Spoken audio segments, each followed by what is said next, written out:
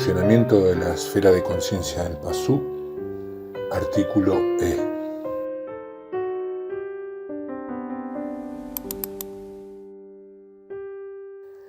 Muy buenos días. Bueno, vamos con esta lectura, el inciso Funcionamiento de la esfera de conciencia del Pasú.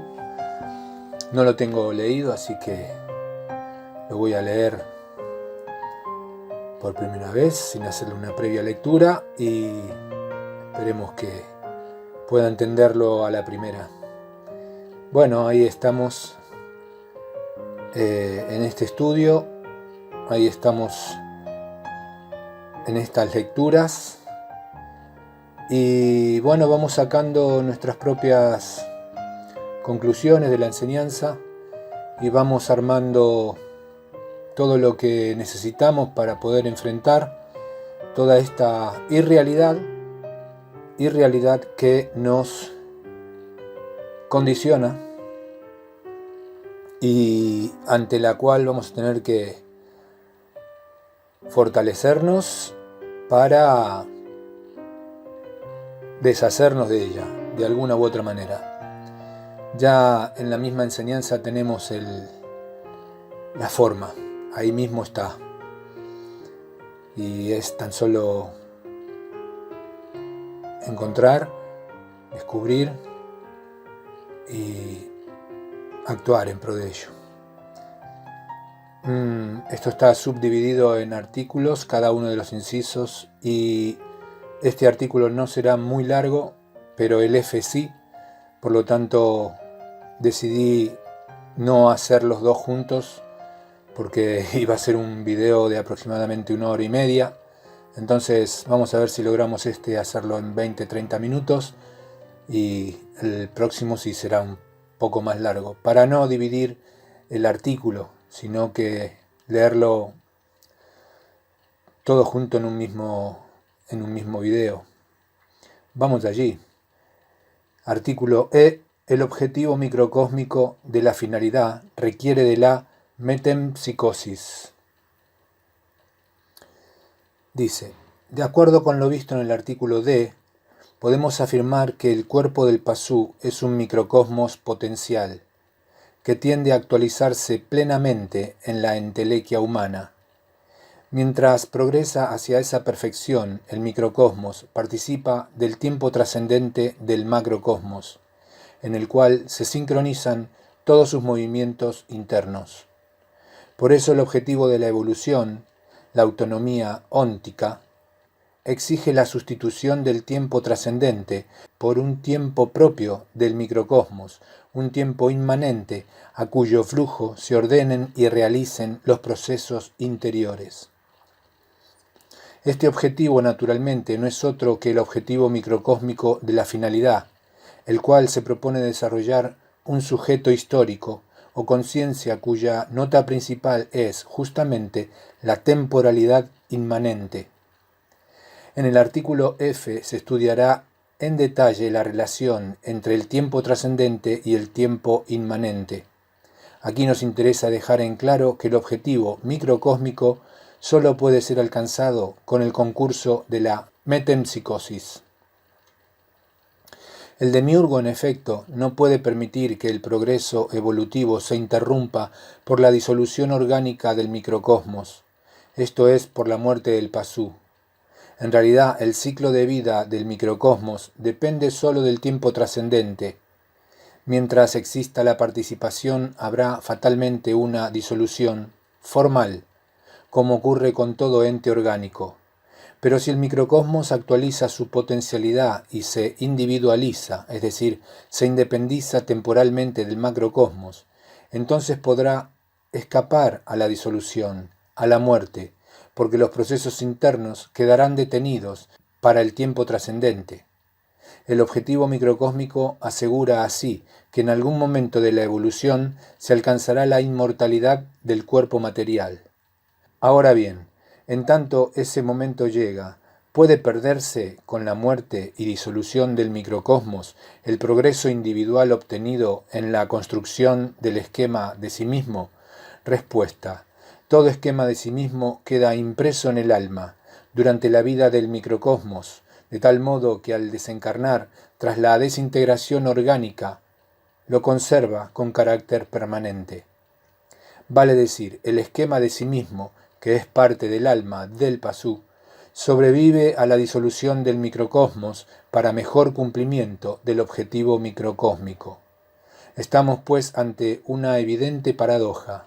Sin embargo, tal paradoja pierde consistencia si miramos las cosas desde el punto de vista del demiurgo, que es quien ha determinado el modo en que se debe cumplir la finalidad.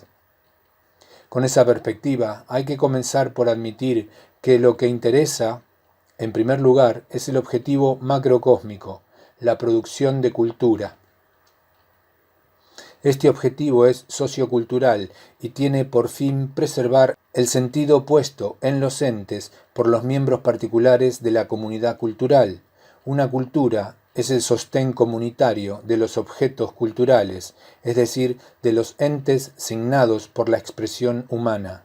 Una cultura demiúrgicamente entendida es, pues, una macroexpresión de la evolución colectiva alcanzada por la comunidad. Los objetos culturales son proyectos que demuestran el grado de evolución alcanzado, porque son medida de la inteligencia de los proyectistas. Recordemos que el placer del demiurgo está en el descubrimiento posterior de la obra, tarea que ha sido reservada al hombre. Los objetos culturales son, justamente, la afirmación del designio descubierto en los entes, vale decir, un bien supremo. Para el demiurgo, entonces, el bien radica en el cumplimiento de las condiciones del desarrollo cultural de una comunidad, es decir, en que ese desarrollo no se detenga en ningún momento, en que crezca y transforme la realidad indiferenciada de los entes universales en una superestructura de objetos culturales. Las condiciones del desarrollo cultural de una comunidad dependen naturalmente de la evolución particular de sus miembros, que son quienes ponen el sentido en los entes. Es por estas condiciones que la finalidad del Pasú, aparte del objetivo macrocósmico general, supone un objetivo microcósmico particular, la evolución de un sujeto individual que procure la autonomía del microcosmos y, obtenida ésta, otorgue máximo sentido a la obra del demiurgo. El sujeto individual, que al principio de la evolución es racional y al final consciente, es la manifestación del alma en las estructuras del microcosmos, y el alma, por la metempsicosis, transmigra durante millones de años para manifestarse cada vez en un microcosmos más perfecto, más cercano al objetivo microcósmico de la finalidad. De aquí que surja la necesidad de aclarar, aunque sea brevemente, la relación entre el sujeto individual y el alma, ya que el estudio analógico de la expresión energética del pensamiento nos exigirá una definición rigurosa del sujeto consciente que anima al esquema de sí mismo.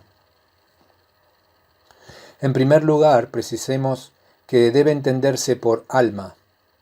El Pasú, como todo ente orgánico que evoluciona, es la manifestación de un arquetipo universal y de una mónada. La mónada es el soporte del organismo individual, que evoluciona conforme al arquetipo universal. Pero la mónada no desciende jamás al plano material, sino que permanece en el plano arquetípico, desde donde es proyectada por el aspecto voluntad del demiurgo hacia el plano material. Durante la vida del Pasú, la mónada sostiene el cuerpo material y evoluciona con éste, o con otras palabras, la manifestación de la mónada en el plano material es el microcosmos. Al morir el cuerpo animal del Pasú, el microcosmos se disuelve, y tras la desintegración orgánica, la mónada deja de manifestarse materialmente. Sin embargo, la mónada no se desconecta completamente del plano material, pues un término energético procedente del microcosmos subsiste aún desencarnado, es el alma del Pasú. El alma es así lo que permanece siempre manifestado de la mónada, lo que evoluciona en el microcosmos e involuciona parcialmente durante la desencarnación, lo que sobrevive a la disolución, conservando la evolución experimentada, para retornar nuevamente en la génesis vital de otro microcosmos. Pero en esta metempsicosis el alma no reencarna en nuevos cuerpos, como aquel actor que se prueba diferentes ropajes y mira a través de los ojos de distintas máscaras, según es creencia común de la palingenesia ingenua. Si así lo hiciera, debería existir continuidad mnémica de los actos experimentados en todos los microcosmos, es decir, debería ser natural recordar las vidas pasadas. Por el contrario, en cada microcosmos vivo, el sujeto pensante jamás rememora naturalmente ningún recuerdo de una vida anterior. Ello no ocurre porque el procedimiento dispuesto por el demiurgo para la transmigración de las almas impone a éstas durante el período de desencarnación una involución del sujeto en sí mismo que produce la amnesia mencionada. Explicaremos paso a paso el procedimiento de metempsicosis, pero sin extendernos demasiado en los detalles. El alma, en tanto que manifestación sutil de la mónada, sostiene al microcosmos difundiéndose en toda su estructura, actuando con un cuerpo doble. Sin embargo, solo en la estructura psíquica, debido a su naturaleza energética, se verifica un contacto fluido entre la vida orgánica y el alma. Los tres sujetos que hemos mencionado en el artículo E del inciso anterior, el sujeto racional, el sujeto cultural y el sujeto consciente o histórico, no son más que manifestaciones individuales del alma del Pasú en las distintas estructuras del microcosmos. De estas estructuras, solo el esquema de sí mismo o esfera de conciencia tiene la posibilidad de impresionar en forma permanente al alma. La estructura del cerebro y la estructura cultural son demasiado groseras como para afectarla en alguna manera. La alteración que el esquema de sí mismo causa en el alma, en cambio, la modifica de tal modo que su efecto persiste aun cuando el microcosmos se ha desintegrado completamente. Pero el esquema de sí mismo representa toda la conciencia que es capaz de alcanzar un microcosmos, vale decir, en un grado evolutivo.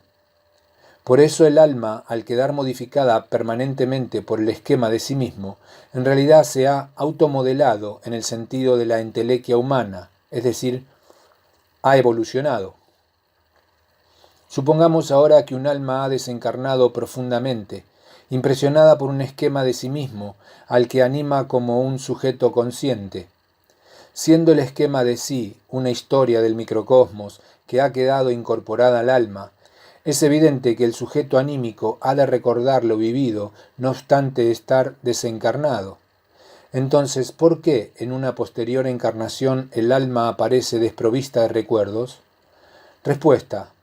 Primero, porque la evolución del microcosmos obedece a una secuencia jerárquica irreversible que obliga al alma a manifestarse inicialmente como sujeto racional del cerebro o razón.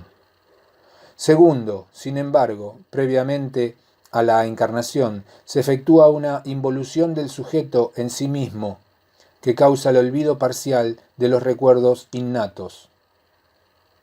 Primero, para entender esta respuesta hay que considerar, ante todo, que el alma solo puede manifestarse en una estructura adecuada o vehículo. Esta condición viene por ser el alma expresión energética de la mónada, la cual es fundamento de todo proceso arquetípico particular. En este sentido, la mónada es el sujeto individual en todo ente que evoluciona de acuerdo al impulso formativo de los arquetipos universales. En el caso particular del microcosmos, el alma es siempre sujeto anímico de una estructura, y la afirmación contraria también es válida. Sin estructura no hay manifestación anímica posible. Teniendo en cuenta tal condición y todo lo visto hasta aquí sobre la formación de la estructura cultural y el esquema de sí mismo, podremos entender fácilmente la respuesta anterior. Si reflexionamos sobre lo estudiado hasta aquí, comprobaremos que, en efecto, se cumple una tácita secuencia jerárquica en la formación de las estructuras del microcosmos. En el Génesis solo existe el cerebro, es decir, la memoria arquetípica. El alma no puede hacer otra cosa que animar tal estructura y operar con sus funciones. como sujeto racional o razón, el alma descubre el designio en los entes y construye la estructura cultural, a la que luego animará como sujeto cultural.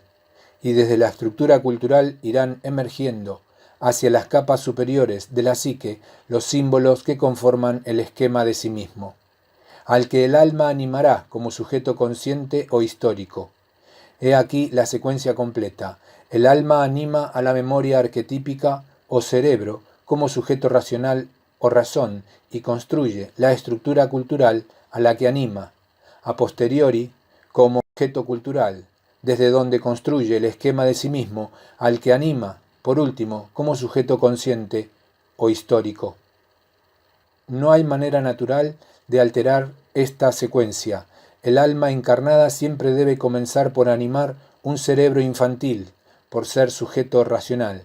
A partir de ese comienzo inevitable está la posibilidad de desarrollo estructural que subyace en la potencia del microcosmos potencial, si las limitaciones genéticas del microcosmos particular lo permiten. Quizá se pueda alcanzar un alto grado de conciencia. Pero lo que no se podrá hacer es alterar la secuencia jerárquica que ordena la aparición de los sujetos anímicos. Está claro ahora en qué consiste la secuencia jerárquica de la formación estructural, mas no se ve con igual claridad porque el alma, en una posterior encarnación, aparece desprovista de recuerdos. Pero la respuesta es simple, radica en la naturaleza jerárquica de la secuencia, en las determinaciones que impone cada estructura a la manifestación de los sujetos propios. Cuando el alma anima, por ejemplo, a la memoria arquetípica, solo puede descubrir el designio en los entes dados a la intuición sensible. Cualquier recuerdo innato no se diferencia en nada de la intuición de un ente, pero como tales recuerdos carecen de designio, son automáticamente eliminados por las operaciones de la razón y el sujeto a lo sumo percibe una vaga reminiscencia o sensación indefinida de familiaridad. El sujeto racional adquiere así un carácter novedoso que no abandona al alma en sus posteriores manifestaciones subjetivas.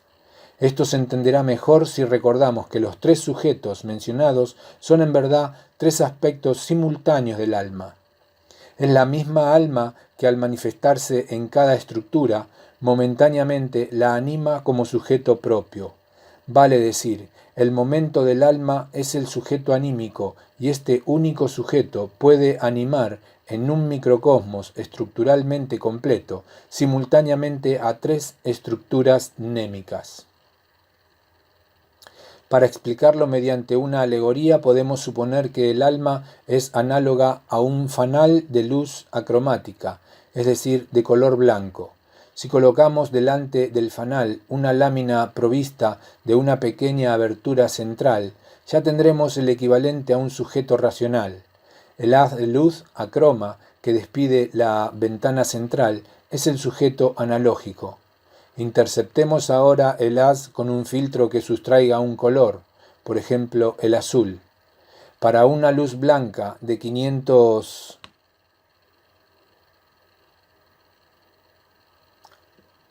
MU, según las leyes de la óptica, el filtro azul solo dejará pasar el 69% y eliminará el 31%. Pues bien, ese haz transmitido por el filtro azul, considerablemente reducido, es análogo al sujeto cultural. Mantengamos el filtro azul e interceptemos el haz transmitiendo nuevamente, ahora con un filtro amarillo. Del 69% de luz que penetra al filtro, este sustraerá una parte y transmitirá el 58%, es decir, el 40% de la luz original.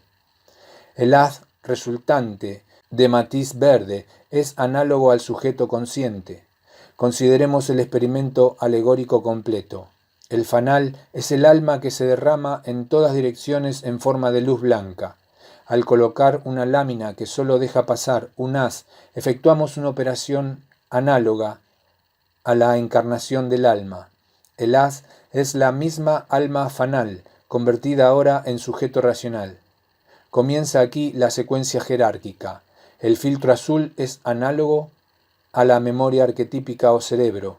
Solo una parte filtrada del sujeto haz llegará hasta la estructura cultural para animarla.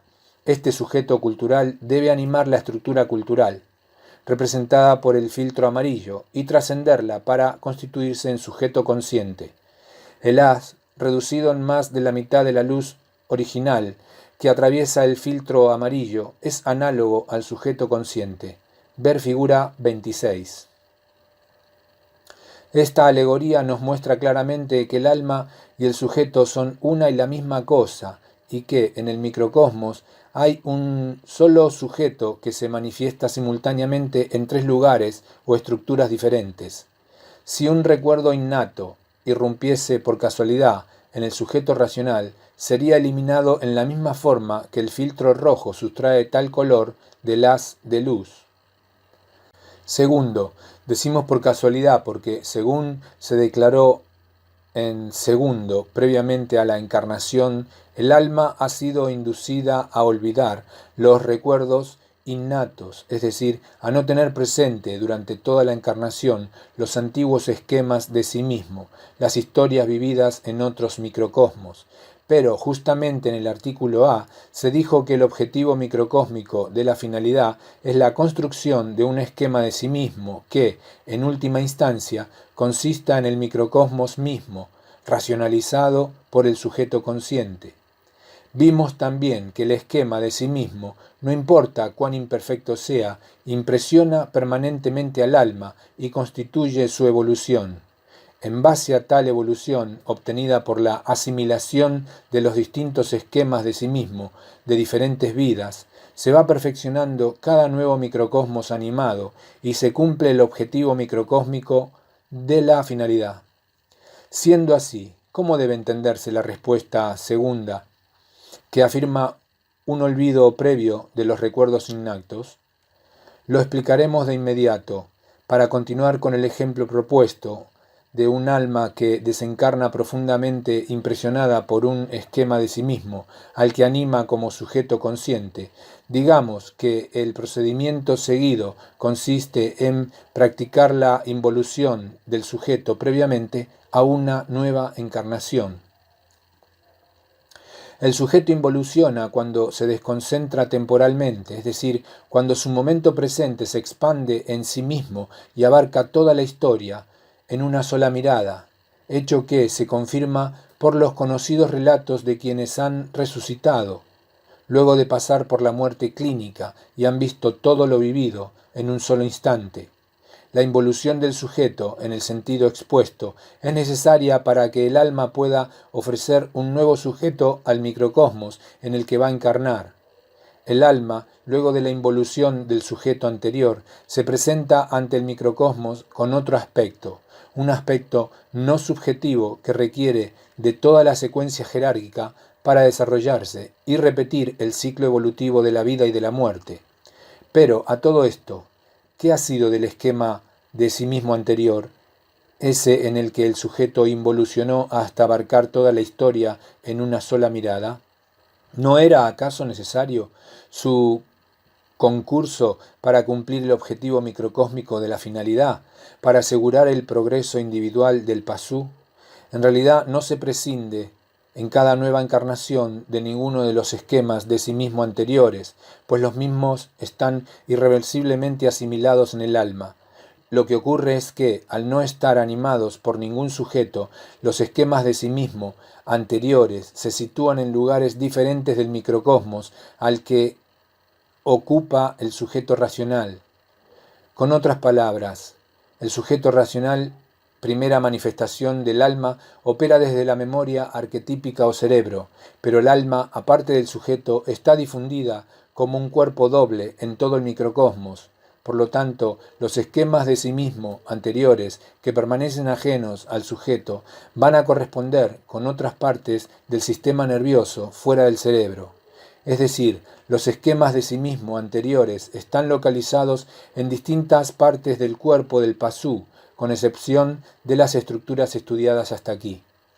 Estos centros o chakras que contienen esquemas de sí mismo anteriores se hallan difundidos por miles en el cuerpo humano. Allí están los recuerdos innatos, las memorias de las vidas anteriores, contribuyendo desde la complexión del alma a perfeccionar el microcosmos viviente. En la alegoría del fanal podemos establecer una correspondencia analógica con los esquemas de sí mismo anteriores, efectuando pequeñas perforaciones en la lámina con la ventana central. Las perforaciones rodean, por ejemplo, a la ventana por la que fluye el haz de luz análogo al sujeto racional. Si los rayos de luz que brillan por las perforaciones son análogos a los chakras, es evidente que tales centros de memoria innata son no racionales. Vale decir, su contenido es irracional. Por eso, cuando las prácticas de yoga se realizan con ignorancia, cuando el sadhaka localiza el sujeto sobre un chakra, invirtiendo anormalmente el sentido de la secuencia jerárquica, se corre el grave peligro de que el sujeto anime por accidente un esquema de sí mismo anterior y de que éste tome el control del microcosmos. Entonces, desde ese centro inferior, el microcosmos es irracionalizado y sobreviene la locura. Antes de finalizar, vale la pena destacar una importante consecuencia del principio expuesto en la respuesta primera y también en E del inciso anterior. Sin estructura no hay manifestación anímica posible. Todo sujeto requiere una estructura en la cual manifestarse. No puede existir el sujeto sin un vehículo para su manifestación. Hasta ahora hemos supuesto que el vehículo del alma es el microcosmos y las estructuras donde se manifiesta el sujeto, las aquí estudiadas, cerebro, estructura cultural, esfera de conciencia, etc. Pero el que esta suposición sea cierta de ningún modo excluye otras posibilidades para cumplir con la finalidad. Con otras palabras, al Pasú le fue encomendada por el demiurgo una finalidad, ser postor de sentido en los entes del mundo. Pues bien, si el Pasú o cualquier otra raza semejante del universo desarrolla una cultura capaz de producir técnicamente estructuras adecuadas para la manifestación del sujeto, éstas serán animadas en la medida de sus posibilidades de expresión. Esto significa que, en tanto se cumplan los pasos de descubrir el designio y proyectar el sentido, cualquier cultura científico-tecnológica tendrá la posibilidad de construir androides con alma, sí, con verdadera alma transmigrante y evolutiva. Para ello solo hace falta que el androide posea un símil de la memoria arquetípica, es decir, una memoria programada con una colección de signos de entes o autoprogramable con información de entes del mundo percibido por medio de sensores, y que un procesador electrónico efectúe las operaciones lógicas de comparación e interpretación. Cuando el androide adecúe su comportamiento en función de la información percibida, es decir, cuando exprese una conducta, sin dudas estará animado por un egregoro, o, si el androide es lo suficientemente perfecto, por un alma individual. Lo que nunca podrá poseer un androide ni ninguna estructura artificial es el espíritu. En efecto, para que el espíritu se manifieste es imprescindible la memoria de sangre, el recuerdo del origen, vale decir, algo que jamás podrá implantarse en otra parte que no sea un microcosmos vivo. Muy bien, hasta aquí. Impresionante, ¿no? La enseñanza, hasta dónde se puede llegar, ¿no? Estas construcciones, este demiurgo ha hecho algo de lo más satánico con la finalidad de darle significado a su creación. Así que dejémoslo aquí porque seguiremos estudiando y es difícil explicar o hacer un resumen y confirmar como entendido todo lo que se lee, porque